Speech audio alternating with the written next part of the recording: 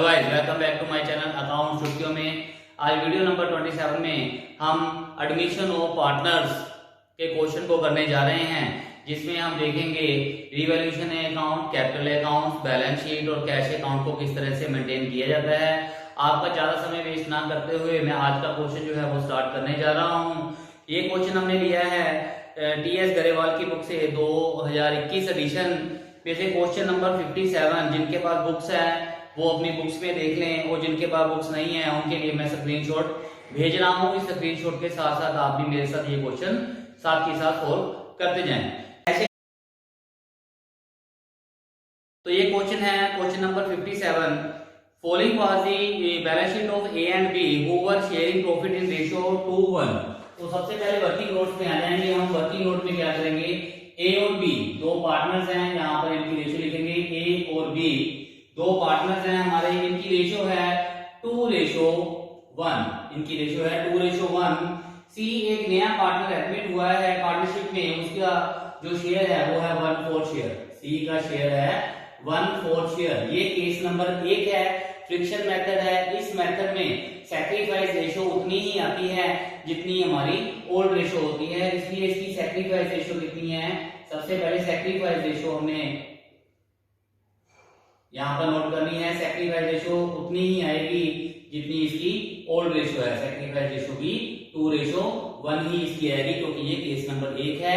इसमें ना ही वो एक्वायर कर रहा है ना ही इस केस में कोई सरेंडर का केस है, तो इसलिए इसमें रेशियो इतनी ही आएगी सैक्रिफाइस रेशियो। सैक्रिफाइस रेशियो का इस्तेमाल हम कहां करते हैं, जहां पर नया पार्टनर प्रीमियम लेकर आता है। तो देखते हैं कि प्रीमियम कहां पर लेके आया वो। ए पार्ट में लिखा है इसमें C was to bring 7500 as capital and 3000 as goodwill for 1/4 share of the firm। एक नया पार्टनर जो C एक नया पार्टनर आया है वो अपने साथ 7500 रुपए की कैपिटल लेके आया है और 3000 की गुडविल लेके आया है। जो गुडविल वो लेके आया है उसको सैक्रिफाइस रेशियो में यहाँ पर हम बांट देंगे। प्रीमियम फॉर गुडविल की अमाउंट यहाँ पर हम बांटेंगे। कितनी गुडविल लेके आया है वो गुडविल लेके आया है 3000 रुपए की, 3000 की गुडविल लेके आया है। तो इसको सैक्रिफाइस रेशियो में बांटेंगे ए और बी में। 3000 को सैक्रिफाइस रेशियो में बांटेंगे 3000, 2000 एंड 1000। तो सबसे पहले प्रीमियम की एंट्री, जो प्रीमियम की एंट्री होती है वो कहां पर शिफ्ट होती है, हमारी कैपिटल अकाउंट्स में शिफ्ट होती है। सबसे पहले एंट्री जो हमारी कहां शिफ्ट होती है, कैपिटल अकाउंट में शिफ्ट होती है।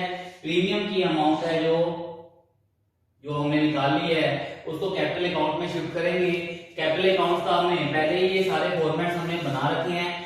फॉर्मेट बनाने के बाद ही अपना क्वेश्चन स्टार्ट करना। सभी स्टूडेंट्स जो मैं आपको एक बार पहले बता दूं, फॉर्मेट बनाने के बाद ही क्वेश्चन को स्टार्ट करना, क्योंकि अगर हम पहले रिवैल्यूएशन अकाउंट बनाएंगे, फिर कैपिटल अकाउंट बनाएंगे, फिर बैलेंस शीट बनाएंगे, फिर कैश अकाउंट बनाएंगे, तो उसमें हो सकता है कहीं ना कहीं हमारी गलती हो जाए।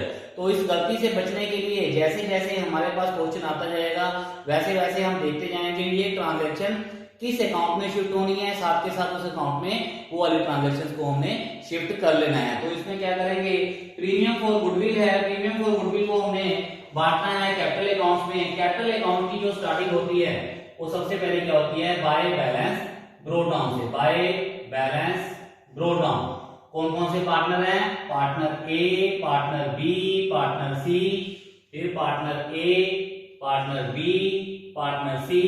Bye balance brought down opening balance कितना है पार्टनर्स का, ए और बी का 15,000 और 10,000। 15,000 और 10,000 इनका ओपनिंग बैलेंस है।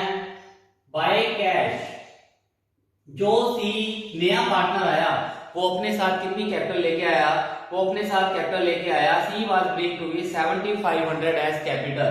सी लेके आया 7500 रुपीज कैपिटल के, तो सी के हमने अकाउंट में 7500 डाल दिए।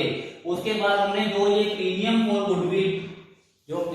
गुडविल हमने ये डिस्ट्रीब्यूट की है 2000 और 1000, ये भी इधर शिफ्ट हो जाएगी क्रेडिट साइड में। तो यहां पर हम लिख देंगे बाय प्रीमियम फॉर गुडविल।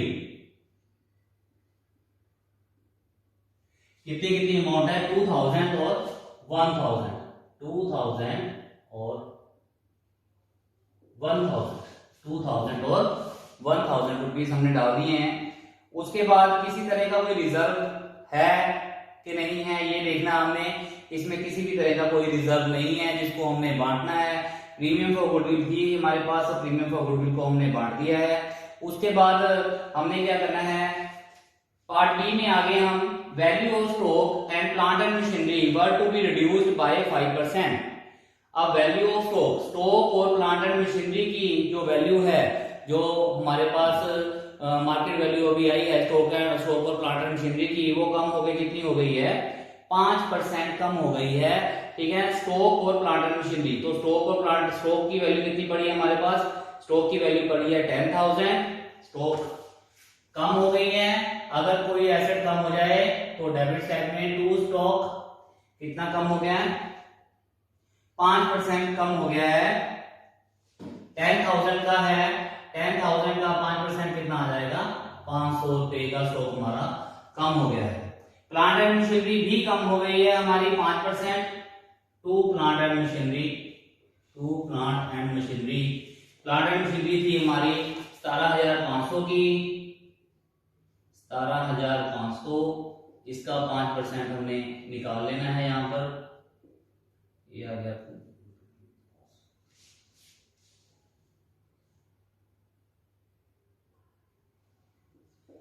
875, ये हमारी प्लांट एंड मशीनरी की वैल्यू आ गई है जो कम हो गई है। उसके बाद है कि provision for doubtful debts was to be created in respect of sundry debtors for ₹375। एक प्रोविजन है डाउटफुल डेट्स में, वो हमारी कितनी है, ₹375 से हमने प्रोविजन क्रिएट की है। तो यहां पर लिखेंगे to provision for doubtful debts. ये डेटर्स के ऊपर प्रोविजन लगती है, ये कितनी होगी हमारी 375 हमने जो प्रोविजन है वो क्रिएट की है यहां पर। उसके बाद है हमारे पास building was to be applicated by 10%। अब इस केस में बिल्डिंग हमारी बढ़ गई है। एप्लीकेटेड का मतलब क्या होता है, एप्लीकेटेड का मतलब होता है बढ़ना, डेप्रिसिएशन का मतलब होता है कम होना, एप्रिसिएशन का मतलब होता है बढ़ना। तो हमारी जो ये बिल्डिंग है वो 10% बढ़ गई है। 10% बिल्डिंग की वैल्यू है हमारे पास 25,000, अगर वो 10% बढ़ गई है तो यहाँ पर क्या लिखेंगे, बाय बिल्डिंग इंक्रीज हो गई, तो हम क्या लिखेंगे यहाँ पर, बाय बिल्डिंग कितनी है हमारी 25,000 की है, 10% इंक्रीज हुई है तो कितनी आ गई, 2500 हमारे पास ये बिल्डिंग आ गई। तो अब क्या करेंगे, इसमें और कोई एडजस्टमेंट हमें गिवन नहीं है, तो हम क्या करेंगे, इसमें से प्रॉफिट एंड लॉस निकाल लेंगे।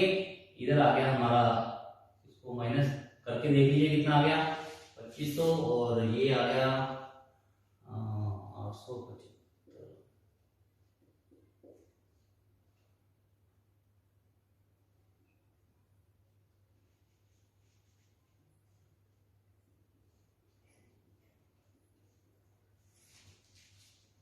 2500 minus 750,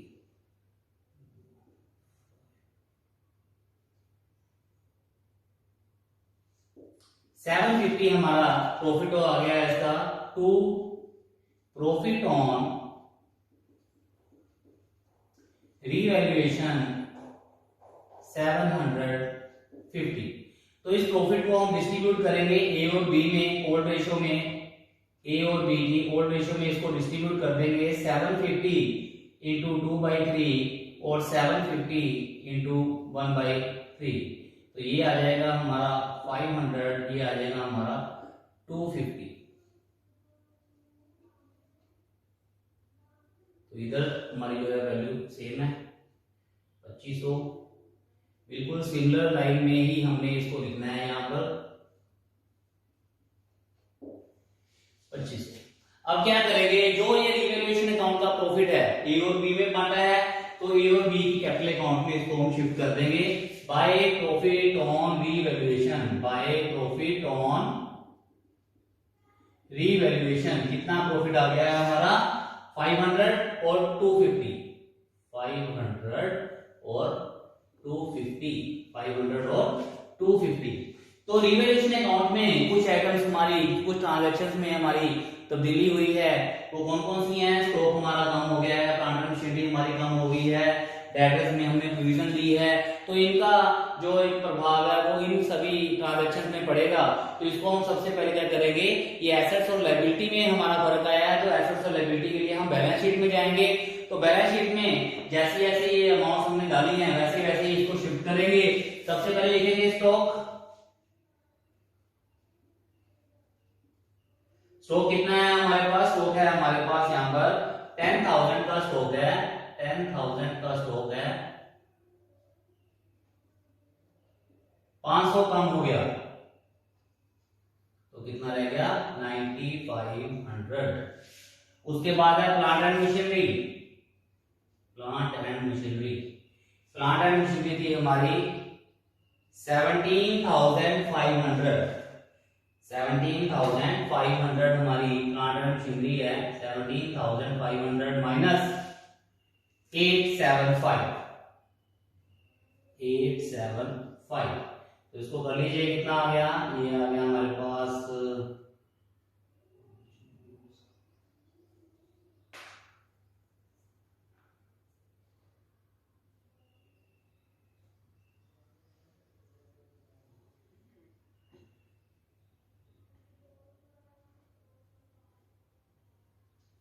ये हमारा आ गया 16,625। एक बार फिर कर लीजिए इसको, माइनस 5 9 5 4 6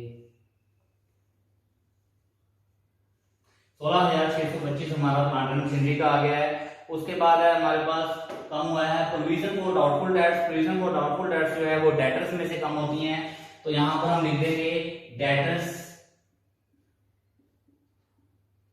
डेटर्स कितने थे हमारे? डेटर्स हैं हमारे 4850 माइनस कितना हमारे पास प्रोविजन आ गई है 375। इसको माइनस कर लीजिए।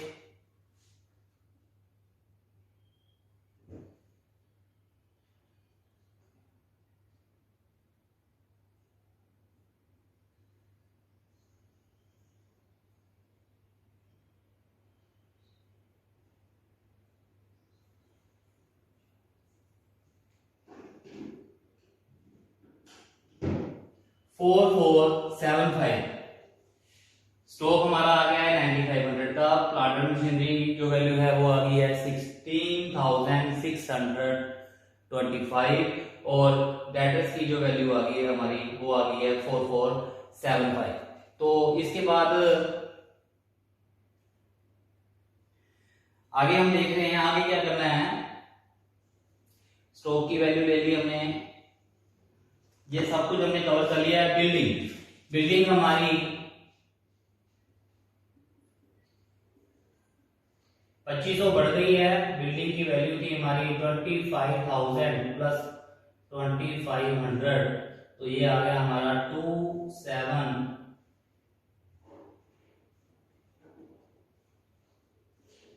27,500 की हमारी बिल्डिंग आ गई है। तो 25,000 की थी तो उसमें से 2500 रुपए हमारी बढ़ गई है। तो ये आ गई है हमारी 27,500 हमारी बिल्डिंग आ गई है।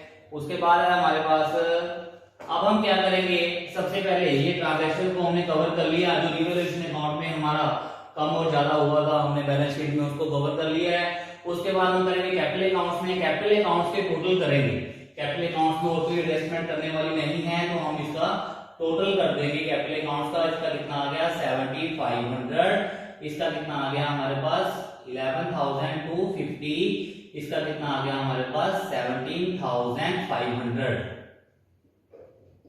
तो ये हमारे कैरी डाउन आ गए हैं। तो इस कैरी डाउन को हम यहां पर लिख देंगे टू बैलेंस कैरी डाउन।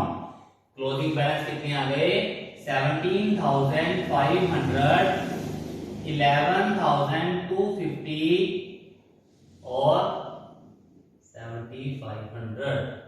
तो उसी तरीके से हम नीचे यहां पर एक बार फिर टोटल कर देंगे।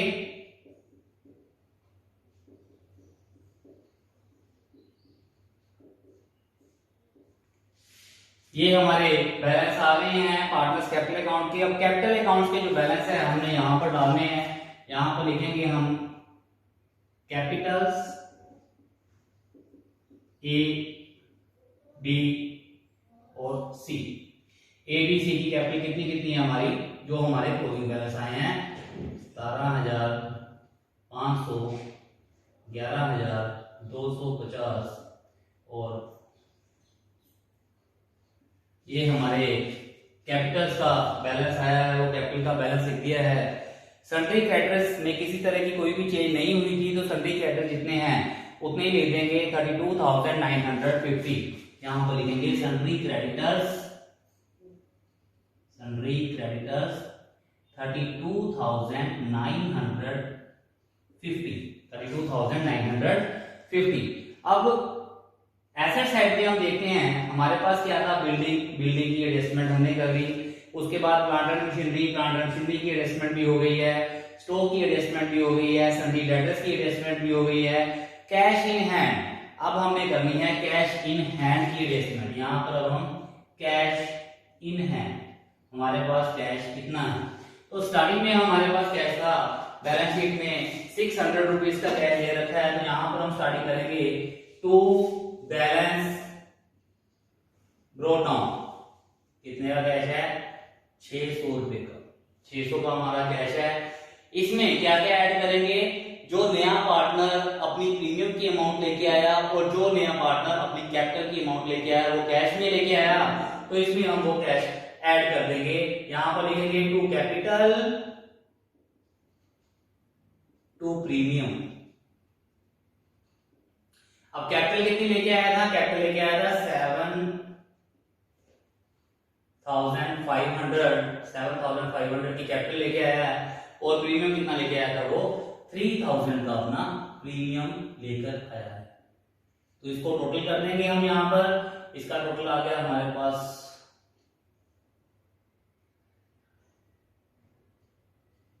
16,500 हमारे पास टोटल आ गया है इसका। 5 6 मिनट इसका टोटल आया हमारे पास